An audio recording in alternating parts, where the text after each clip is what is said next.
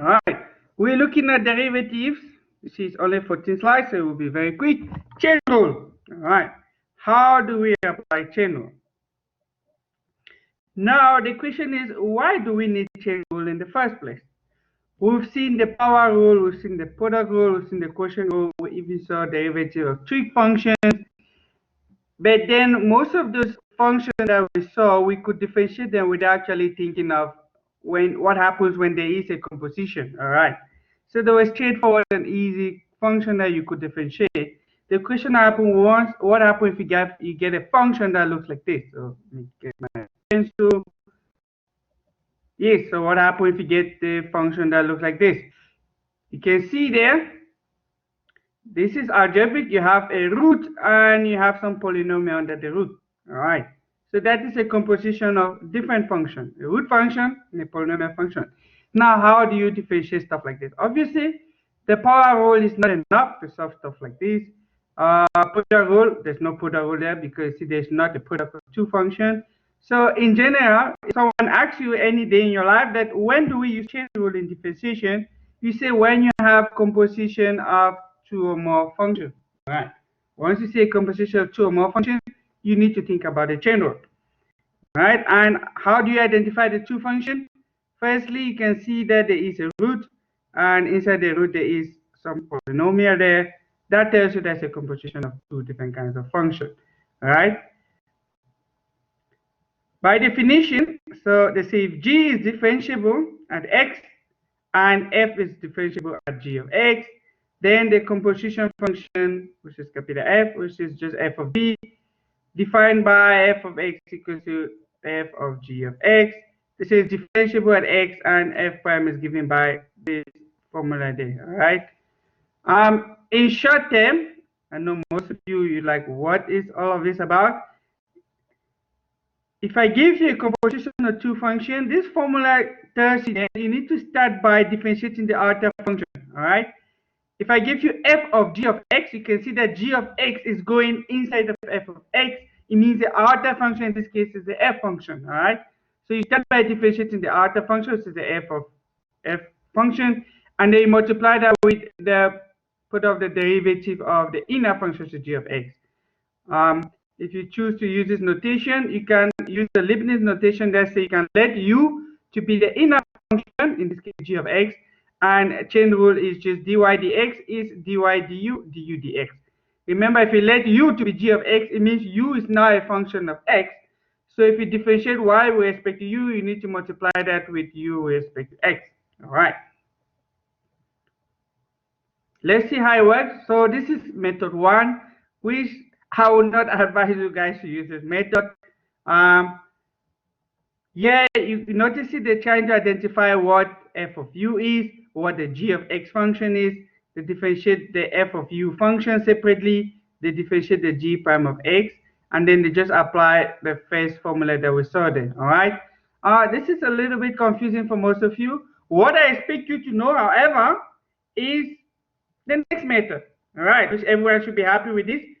Leibniz notation makes it much easier. If you let u to be the inner function, it simply means your y now becomes root of u. You see, your y now becomes a function of u, but u itself is a function of x. Therefore, f prime of x becomes dy du times, remember u is also a function of x because of this statement here, you need to also say du dx. All right, and if you multiply that, this step here, all they're doing is just substituting the value of u, and you're done. All right. Let's see more examples. So if I ask you stuff like this, it is sine of x squared. What is the outer function? You see it's a sine function. You see it's a sine function. You differentiate the outer function, which is just sine of x squared. Sine, you get cos. You see this piece that you get here? It's just a derivative of the outer function. You see I include the x squared, all right? So I take everything, including the inner function, but my focus is on the outer function, all right? So I have cos, so sine becomes cos. Now I go inside the bracket, now the inner function. Remember, it's multiplication, it's a times. The derivative x squared is 2x, all right? That is chain rule. Look at the second one. Remember, sine squared x is the same as sine of x all squared, all right? So you start by applying what? The power rule. So you say 2 times sine x. So if you apply power rule, you have 2 times sine x. And the inner function is just the sine x function. If you differentiate sine, you get cos. And that's how they got this, all right? 2 sine x cos x. Remember, this is just sine of 2x, right? Now look at the third example. Again, you start with the alpha function, which is just a sine function. If you differentiate sine, what do you get? You get cos. So you have this piece here. This one circle, all right? Now you move one step in. You have a tan 2x function. If you differentiate tan 2, you have 6 squared 2x. There we go. But you're not done because there is another function there called 2x. If you differentiate the 2x itself, you get the 2 that you see outside there. There we go. So this is a composition of 3 functions: sine function, a tan function, and then a linear function, which is just 2x. All right. Now you see in this example here, I didn't like u to be something. You can use that the Leibniz notation if you want, but if you give me an answer like this, I'll give you the full mark. All right.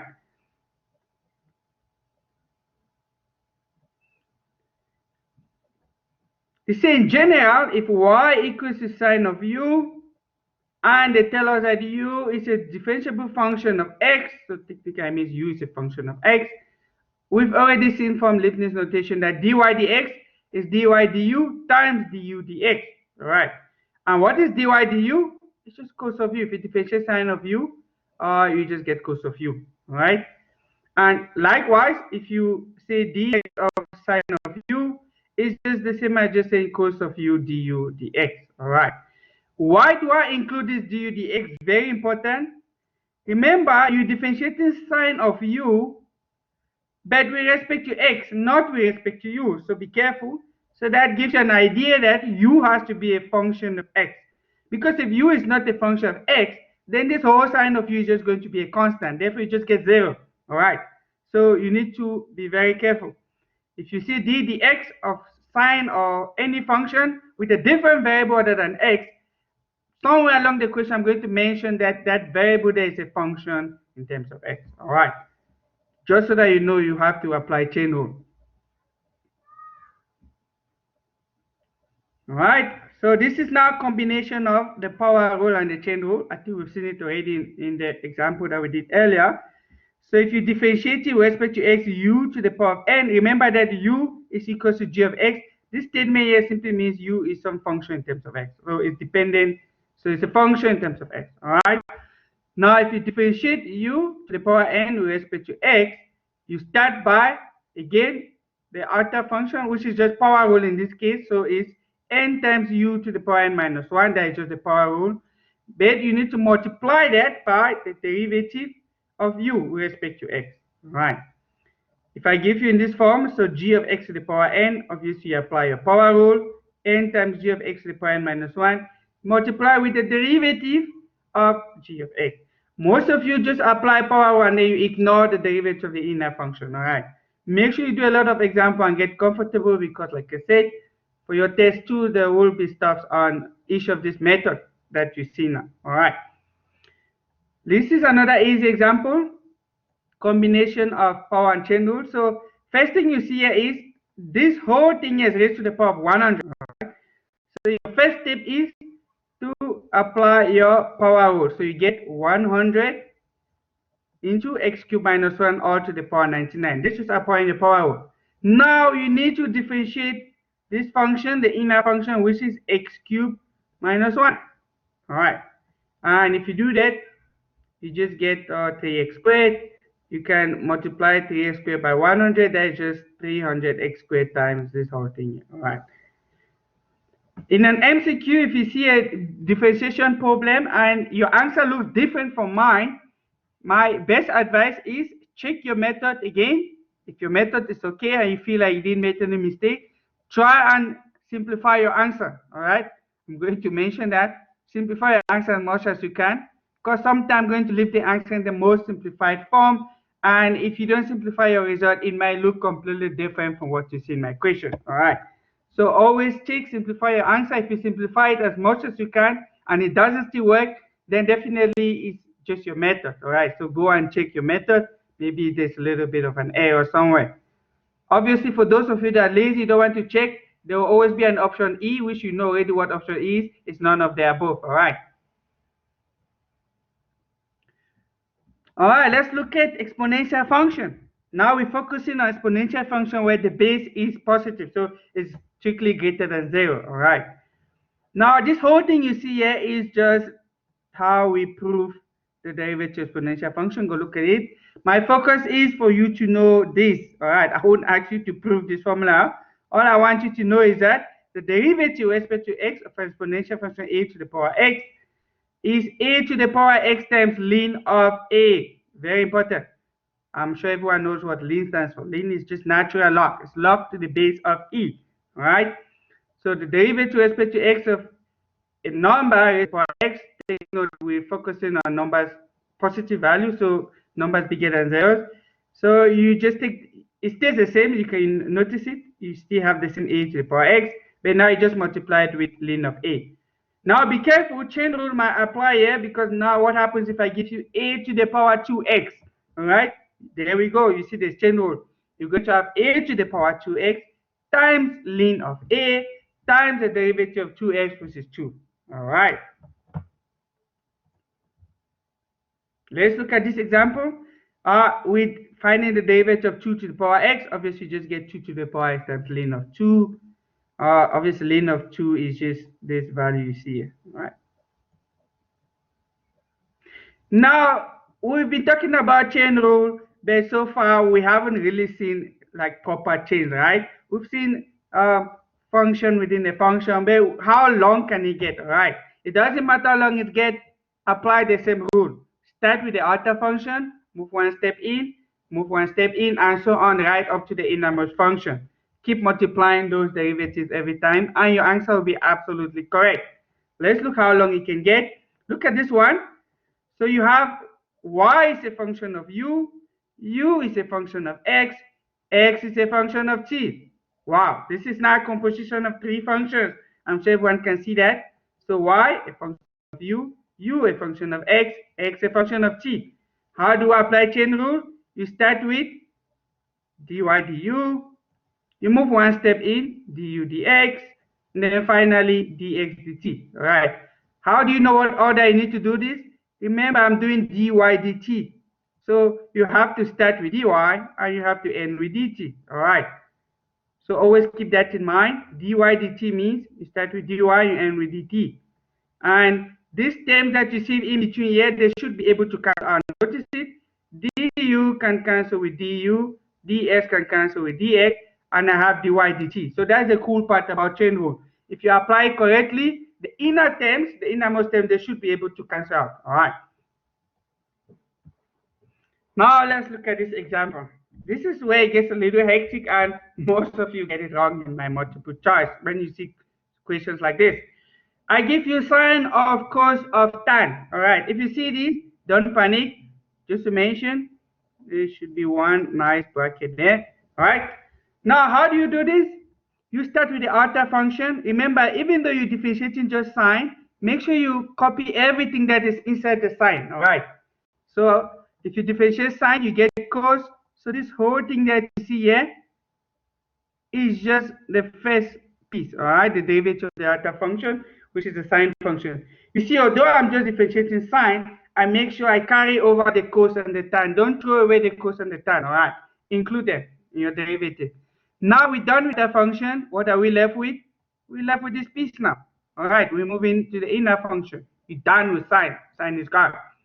What's the derivative of cos of tan x? Again, you start with the outer function. In this case, is cos.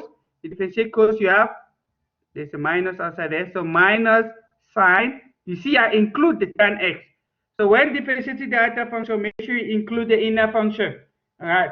Most of you throw away this inner function. For example, some of you will ignore the tan x there. All right. Don't ignore it, include the tan x. And then you move one step in again. When you're done with cos, now you only have tan left. And if you differentiate tan, you have 6 squared. All right. If this is a 3-mark question, you're going to get a mark for each of those little pieces there. All right. Now for the second one, B, This one you need to do is a combination of rule, quotient rule, chain rule, and so on. All of those. All right. So let's see how it works.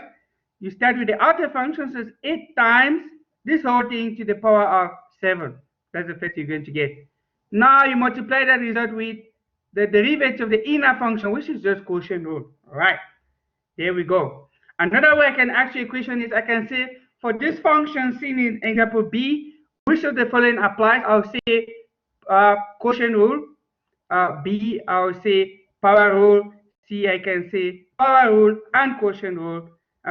C, I can say power rule, quotient rule, chain rule. And then obviously there'll be a nice E that says none of the above. All right. So in this case, we have a power rule, and you need to multiply by the derivative of the inner function. That process already is chain rule. And to differentiate this inner function, which is x cubed minus 1 over x cubed plus 1, that is quotient rule. So you have power rule, you have quotient rule, you have the chain rule. All right.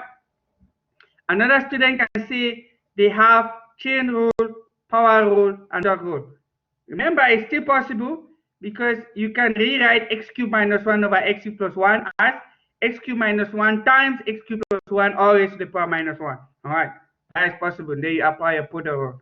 But please, if you see stuff like this, if you see rational expressions like this, a polynomial by a polynomial, just do quotient rule and save yourself the headache of simplification. If you don't do quotient rule and you choose to do product, you're going to face a lot of challenge when it comes to simplification. All right. Now let's look at this last one. E to the power sine 2x plus sine of e to the power 2x. All right. Now we see a combination of trig function and exponential function. Now let's go step by step. You need to differentiate this separately. All right. So you start with e to the power sine 2x. E to the power sine 2x, if you differentiate that, the first thing you're going to get is e to the power sine 2x times the ln of e. Remember, that's the derivative of exponential function. We say if you differentiate a to the power x, you get a to the power x times ln of a. In this case, we're not dealing with a is now e. So e raised to some function becomes e to that function times ln of e. But what is ln of e? It's 1. All right. Some of you are asking me where is 1 coming from. Ln of e is the same as log of e to the base of e, and that is just equal to 1. It's just an identity. All right. You don't stop there. You need to apply chain rule. Why? Because here you have sine 2x. You don't have e to the power x. This is e to the power sine 2x. All right. So you need to differentiate sine 2x as well. If you differentiate sine, you get cos 2x. You're not done. Again, there's a 2x there. You differentiate the 2x as well. You have a 2.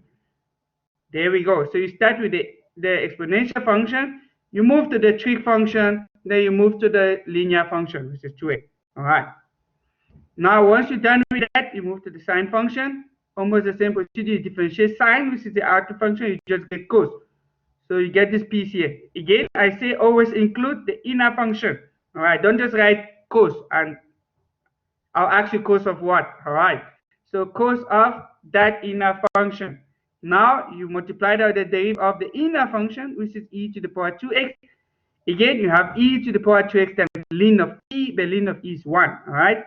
And the last step is to find the derivative now of the 2x, which is the linear function, which you're just going to get 2. And you do this, you get your full mark. All right. As a summary, if you see an equation that is a composition of 2 or more functions, start by differentiating the outermost function, all right? And then move one step in. You differentiate the inner function. More can keep going in that order, right? Up to the last innermost function, all right? And use multiplication each time, right? Some people end up putting plus and minuses. I don't know where they're coming from. When you're applying chain rule, you multiply each of those derivatives, all right? Unless in the case like this where you see I give you the sum of 2 functions, then that's the only time I'm going to see a plus sign. All right.